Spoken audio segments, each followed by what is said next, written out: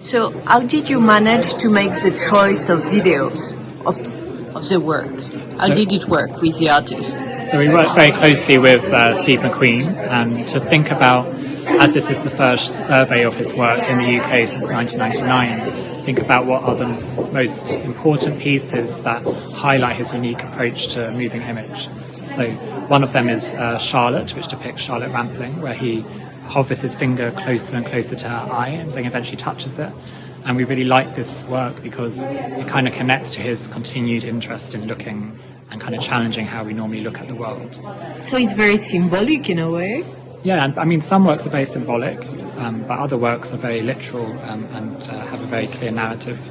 So I didn't see any literal works. No? Well, I mean, I think works like 7th of November that features his cousin describing very clearly the time he accidentally shot and killed his own brother, I think is a really special example of the act of testimony and the power of storytelling.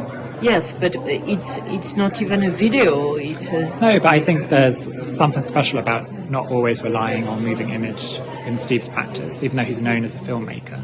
Mm-hmm. At moments he chooses to kind of to withdraw elements and to kind of focus on just an image or just a sound, or sometimes both. Mm-hmm. Sometimes he makes sculptures, sometimes he makes photography.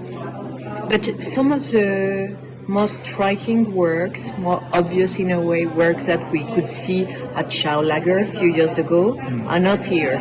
It's a deliberate choice, right, to make something more subtle in a way.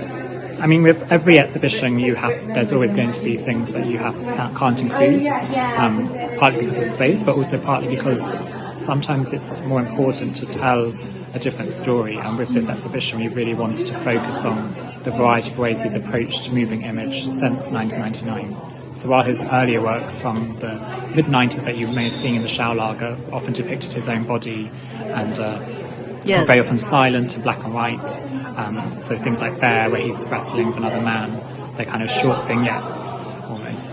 In this exhibition we wanted to kind of explore more the variety of techniques that he uses in his work. So some works are silent, some works don't have moving image, some works are sculptures, some works document the nature of like mining conditions, while other works are about a single person who had a very sad life. So we really wanted to try and explore all of those different narratives, and that's kind of reflected in the exhibition space as well. Merci.